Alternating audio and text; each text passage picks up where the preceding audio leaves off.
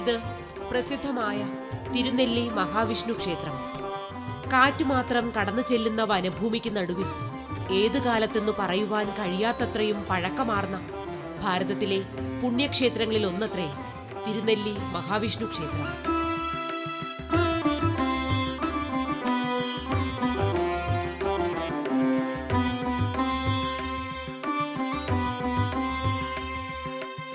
സൃഷ്ടിയുടെ കർത്താവായ മഹാവിഷ്ണുവിന്റെയും സൃഷ്ടിയുടെ ദേവനായ ബ്രഹ്മാവിന്റെയും ചൈതന്യധാരകളും പ്രകൃതിയുടെ മനോഹാരിതയും ഒത്തുചേർന്ന് പരിലസിക്കുന്ന ഒരിടം കൂടിയാണ് തിരുനെല്ലി ക്ഷേത്രം.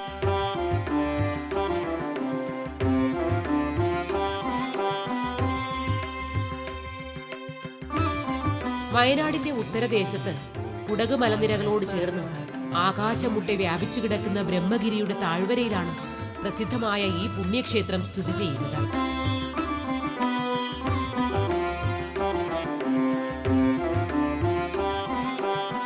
മാനന്തവാടി മൈസൂർ റൂട്ടിലെ കാട്ടിക്കുളം എന്ന സ്ഥലത്തു നിന്നും ഏതാണ്ട് 20 കിലോമീറ്റർ ഇടത്തോട്ട് യാത്ര ചെയ്താൽ തിരുനെല്ലി ക്ഷേത്രത്തിൽ എത്തിച്ചേരാവുന്നതാണ്.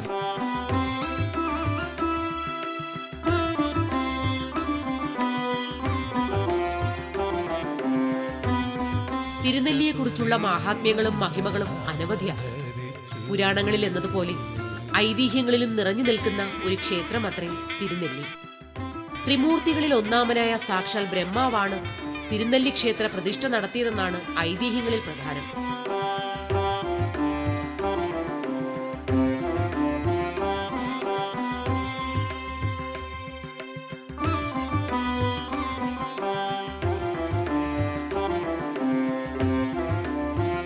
ഒരിക്കൽ ബ്രഹ്മാവ് തന്റെ വാഹനമായ അരയന്നത്തിന്റെ പുറത്തേറി ലോകം ചുറ്റി സഞ്ചരിക്കുകയായിരുന്നു.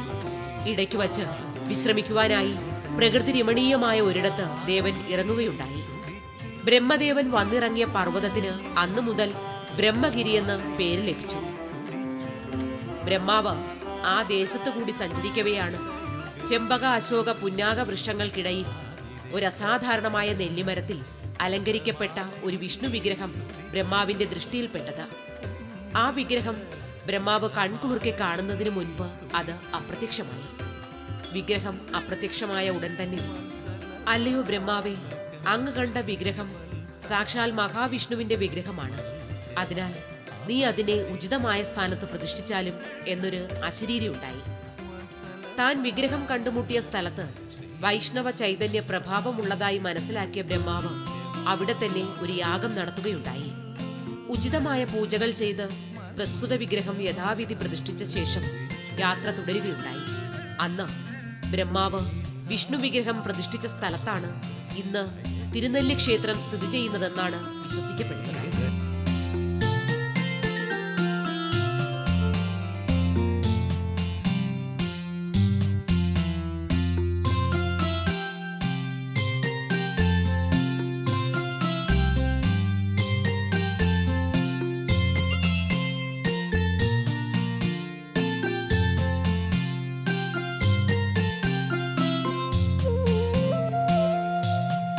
നെല്ലിക്ക കല്ലായി തീർന്ന സ്ഥലത്താണ് ഇപ്പോൾ ഗുണ്ടിക ക്ഷേത്രം സ്ഥിതി ചെയ്യുന്നത്.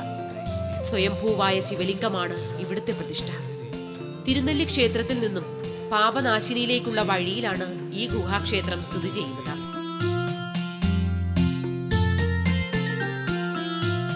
പാറക്കെട്ടിനുള്ളിലാണ് ഈ ക്ഷേത്രം. ഇവിടെ ഭഗവാൻ ശ്രീ പരമേശ്വരൻ അനേക കാലം ഗുഹാവാസിയായി കഴിഞ്ഞിരുന്നതായി വിശ്വസിക്കപ്പെടുന്നു. ഈ ഗുണ്ടിക ക്ഷേത്രത്തിൽ നിന്നാണത്രേ ഭഗവാൻ പരമശിവൻ ദക്ഷനെ വധിക്കുവാനായി കൊട്ടിയൂരേക്ക് പുറപ്പെട്ടതെന്നാണ് ഐതിഹ്യം.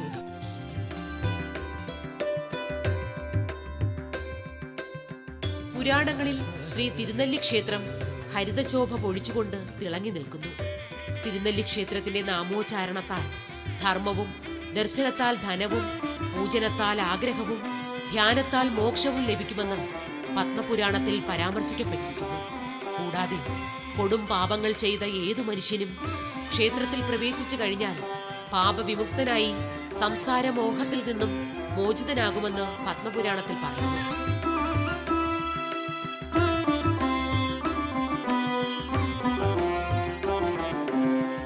തിരുനെല്ലിയിലെ ഗംഗാനദിയായ പാപനാശിനിയിൽ മുങ്ങിക്കുളിച്ചാൽ സകല പാപങ്ങൾക്കും പരിഹാരമായെന്നും ഇവിടെ കർമ്മങ്ങൾ അനുഷ്ഠിച്ചാൽ പരേതാത്മാക്കൾക്ക് നിത്യശാന്തി ലഭിക്കുമെന്നും വിശ്വസിച്ചു വരുന്നു.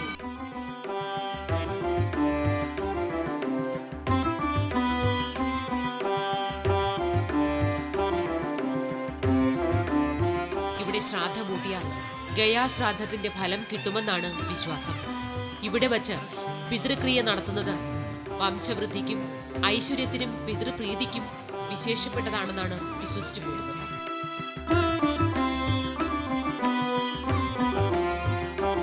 പാപനാശിനിയിലാണ് വിഖ്യാതമായ പിണ്ടപ്പാറയുള്ളത്. പാപനാശിനിയിലെ വെള്ളം പിണ്ടപ്പാറയിൽ വന്നു വീഴുന്നു. മരിച്ചവർക്കായി പിണ്ടം വയ്ക്കുന്നത് പിണ്ടപ്പാറയിലാണ്. പിണ്ടപ്പാറയെപ്പറ്റി പ്രസിദ്ധമായ ഒരു ഐതിഹ്യമുള്ളത് ഇപ്രകാരമാണ്. പാഷാണഭേദി എന്നു പേരായ ഒരു അസുരനെ മഹാവിഷ്ണു ഒരിക്കൽ ശപിക്കാനിടയായി. വിഷ്ണുവിനാൽ നിഗ്രഹിക്കപ്പെടുമെന്ന് തീർച്ചയായ പാഷാണഭേദിയുടെ അപേക്ഷ മാനിച്ച് വിഷ്ണു അവരെ പുണ്യശിലയാക്കിയെന്നും തിരുനെല്ലി മുതൽ ഗയ വരെയുള്ള ശിലാഖണ്ഡം ഈ അസുരന്റെ ശരീരമാണെന്നുമാണ് ഐതിഹ്യം. മഹാവിഷ്ണുവിന്റെ 6ാമത്തെ അവതാരമായ പരശുരാമന് തിരുനെല്ലിയുമായുള്ള ബന്ധം വളരെ പാവനമാണ്. പരശുരാമൻ തനിക്ക് ശിവനിൽ നിന്നും കിട്ടിയ മഴുകൊണ്ട് 21 തവണ ക്ഷത്രിയ രാജാക്കന്മാരെ വധിച്ച് അവരുടെ രക്തം കൊണ്ട് സെമന്തപഞ്ചകം എന്ന തടാകം നിറച്ചതായി ഒരു ഐതിഹ്യമുണ്ട്. ഈ വീരഹത്യാ പാപനിവൃത്തിക്കായി ഭൂമി മുഴുവൻ പരശുരാമൻ ബ്രാഹ്മണർക്ക് ദാനം ചെയ്തു. ഇതിനു പുറമെ പരശുരാമൻ തന്റെ പിതാവിന്റെ കൽപ്പനയനുസരിച്ച് സ്വന്തം മാതാവിനെ വധിക്കേണ്ടി വന്നു. ദുഃഖിതനും പശ്ചാത്താപ വിവശനുമായി തീർന്ന പരശുരാമൻ പാപപരിഹാരാർത്ഥം പല പുണ്യസ്ഥലങ്ങളിലും പോയി പ്രാർത്ഥനയും കർമ്മങ്ങളും നടത്തിയെങ്കിലും മനസ്സംതൃപ്തി കൈവരാതെ അവസാനം തിരുനെല്ലി ക്ഷേത്രത്തിൽ വന്ന് പ്രാർത്ഥിച്ച് ബലികർമാദികൾ നടത്തിയെന്നാണ് ഐതിഹ്യം.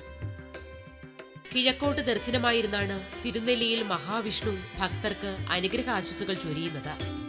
ചതുർബാഹു രൂപത്തിലുള്ള വിഷ്ണു സ്വരൂപമാണ് പ്രതിഷ്ഠ. ശംഖ്, ചക്രം, ഗദ, പത്മം എന്നീ മുദ്രകളോടുകൂടി വിളങ്ങുന്നതാണ് ഭഗവാന്റെ പ്രതിഷ്ഠ. തിരുനെല്ലിയിലെ മഹാവിഷ്ണുവിന് പെരുമാൾ സ്ഥാനമാണുള്ളത്.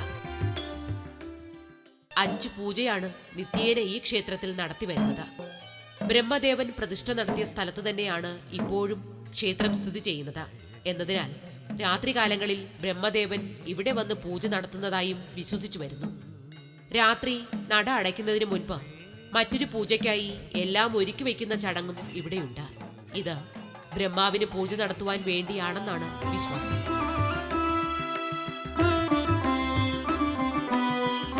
പ്രതിമകളെ പിതൃക്കളായി സങ്കല്പിച്ച് നടത്തുന്ന പൂജ തിരുനെല്ലിയിൽ പ്രധാനമാണ്. കൊട്ടിയൂർ ക്ഷേത്രവുമായി തിരുനെല്ലി ക്ഷേത്രത്തെ ബന്ധപ്പെടുത്തി ഐതിഹ്യം നിലവിലുണ്ട്. പണ്ട് കൊട്ടിയൂരെ ഉത്സവ ആവശ്യത്തിനായുള്ള അരി കൊണ്ടുപോയിരുന്നത് തിരുനെല്ലിയിൽ നിന്നായിരുന്നുവത്രേ. അരി കൊണ്ടുവരാൻ കൊട്ടിയൂരിൽ നിന്നും ഭൂതഗണങ്ങൾ വരികയായിരുന്നു പതിവ്. ഇടവത്തിലെ വിശാഖം നാളിൽ തിരുനെല്ലിയിൽ നിന്നും കൊട്ടിയൂരിലേക്ക് ഭൂതത്താനെ പറഞ്ഞയക്കൽ ചടങ്ങുണ്ട്. ഉത്സവം കഴിഞ്ഞാൽ ഭൂതത്താനെ തിരിച്ചയക്കുന്ന ചടങ്ങ് കൊട്ടിയൂരിലും നടന്നു വരുന്നു.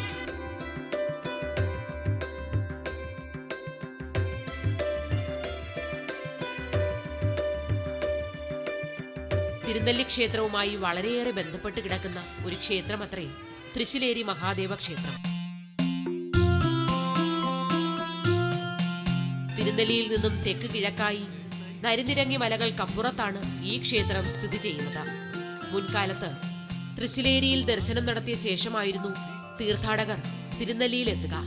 തിരുനെല്ലിയിൽ പാപനാശിനിയിൽ പിതൃകർമ്മം ചെയ്യുന്നവർ തൃശ്ശിലേരിയിലെ ക്ഷേത്രത്തിലെത്തി തൊഴുത് വിളക്കുമാല വഴിപാട് നടത്തണമെന്നതാണ് ആചാരം. പാപനാശിനിയിൽ ചെയ്യുന്ന പിതൃകർമ്മം തൃശ്ശിലേരിയിലെ ശ്രീ മഹാദേവ പാദങ്ങളിലും പതിയുന്നു എന്നാണ് വിശ്വാസം. 4 ഭാഗത്തും വെള്ളത്താൽ ചുറ്റപ്പെട്ട് കിടക്കുന്ന തൃശ്ശിലേരിയിലെ ജലദുർഗാ ക്ഷേത്രം വളരെ പവിത്രമാർന്നതാണ്. പാപനാശിനിയിൽ നിന്നും ഒഴുകിയെത്തുന്നു എന്ന് കരുതുന്ന ഇവിടുത്തെ ജലം ഒരു കാലത്തും വറ്റാറില്ല എന്നത് ശ്രദ്ധേയമാണ്.